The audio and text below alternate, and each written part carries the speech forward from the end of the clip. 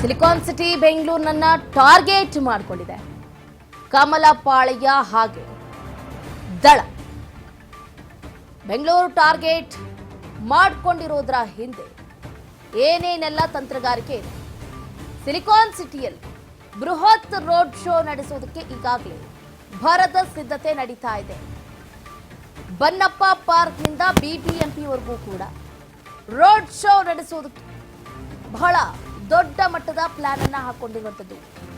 ಬೆಂಗಳೂರು ಬಿಟ್ಟು ಹೊರ ಜಿಲ್ಲೆಗಳಲ್ಲೂ ಕೂಡ ಬಿಜೆಪಿ ರೋಡ್ ಶೋ ನಡೆಸೋದಕ್ಕೆ ಈಗಾಗಲೇ ಸಕಲ ಸಿದ್ಧತೆಯನ್ನ ಮಾಡಿಕೊಂಡಿದೆ. 2024ರ ಸೆಂಟ್ರಲ್ ಎಲೆಕ್ಷನ್, ಅದರಲ್ಲೂ ಮುಖ್ಯವಾಗಿ ಕರ್ನಾಟಕದಲ್ಲಿ 28 ಲೋಕಸಭಾ ಕ್ಷೇತ್ರಗಳಲ್ಲಿ 25 ಲೋಕಸಭಾ ಕ್ಷೇತ್ರಗಳನ್ನ ಗೆಲ್ಲಬೇಕು ಅನ್ನುವಂಥ ನಿಟ್ಟಿನಲ್ಲಿ ಬಿಜೆಪಿ ಮತ್ತು ಜೆಡಿಎಸ್ ಹೊಂದಾಣಿಕೆ ಮಾಡಿಕೊಂಡು ಕಾಂಗ್ರೆಸ್ ಅನ್ನ ಈ ಬಾರಿ ರಾಜ್ಯದಲ್ಲಿ ಹೇಗೋ ಗೆಲ್ತು, ಬಟ್ ಲೋಕಸಭಾ ಚುನಾವಣೆಯಲ್ಲಿ ಯಾವುದೇ ಕಾರಣಕ್ಕೂ ಗೆಲ್ಲಬಾರದು ಅನ್ನುವಂಥ ನಿಟ್ಟಿನಲ್ಲಿ ಪ್ಲಾನ್ ಅನ್ನ ಹಾಕೊಂಡು ಸಿಲಿಕಾನ್ ಸಿಟಿಯಲ್ಲಿ ಬೃಹತ್ ರೋಡ್ ಶೋವನ್ನ ನಡೆಸುವುದಕ್ಕೆ ಈಗಾಗಲೇ ತಂತ್ರಗಾರಿಕೆಯನ್ನ ಹೆಣೆದಿರುವಂಥದ್ದು.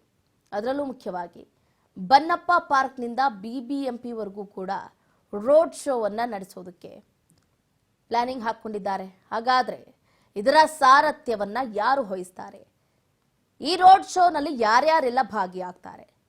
ಕೇವಲ ಸಿಲಿಕಾನ್ ಸಿಟಿ ಬೆಂಗಳೂರಿನಲ್ಲಿ ಮಾತ್ರ ರೋಡ್ ಶೋವನ್ನ ನಡೆಸ್ತಾರಾ ಅಂತಂದ್ರೆ ಇಲ್ಲ, ಬೆಂಗಳೂರು ಬಿಟ್ಟು ಹೊರವಲಯದಲ್ಲೂ ಕೂಡ ರೋಡ್ ಶೋವನ್ನ ನಡೆಸುವುದಕ್ಕೆ ಈಗಾಗಲೇ ಪ್ಲಾನಿಂಗ್ ಅನ್ನ ಹಾಕೊಂಡಿರುವಂಥದ್ದು. ಹಾಗಾದ್ರೆ ಕಾದ್ ನೋಡೋಣ, ರೋಡ್ ಶೋನಲ್ಲಿ ಯಾವ್ಯಾವ ನಾಯಕರು ಭಾಗಿಯಾಗ್ತಾರೆ, ಜನರ ಮನಸ್ಸನ್ನ ಹೇಗೆ ಗೆಲ್ತಾರೆ, ಮತದಾರ ಪ್ರಭುಗಳನ್ನ ಮತಗಟ್ಟೆಗೆ ಕರೆದು ತರುವಲ್ಲಿ ಎಷ್ಟರ ಮಟ್ಟಿಗೆ ಯಶಸ್ವಿ ಆಗ್ತಾರೆ ಏನು ಅಂತ. ಯಾಕಂದ್ರೆ ಕಾಂಗ್ರೆಸ್ ಕೂಡ ಇತ್ತ ಮೈತ್ರಿ ಸರ್ಕಾರಕ್ಕೆ ಅಷ್ಟೇ ಟಫೆಸ್ಟ್ ಫೈಟ್ ಅನ್ನ ನೀಡ್ತಾ ಇದೆ. ಇವರು ಚಾಪೆ ಕೆಳಗಡೆ ನೂಕಿದ್ರೆ ಇತ್ತ ಇವರು ಕಾಂಗ್ರೆಸ್ನವರು ರಂಗೋಲಿ ಕೆಳಗೇನೆ ತೂರೋದಕ್ಕೆ ಎಲ್ಲಾ ರೀತಿಯಾದಂಥ ತಯಾರಿಯನ್ನ ಮಾಡಿಕೊಂಡಿದ್ದಾರೆ.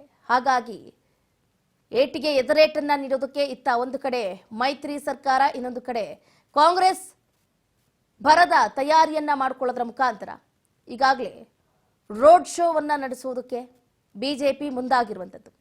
ಈ ರೋಡ್ ಶೋಗೆ ಕಾಂಗ್ರೆಸ್ ಯಾವ ರೀತಿ ಟಕ್ಕರನ್ನ ಕೊಡುತ್ತೆ, ಏನು ಎತ್ತ ಅನ್ನೋದನ್ನ ಕಾದಷ್ಟೇ ನೋಡ್ಬೇಕಾಗತ್ತೆ.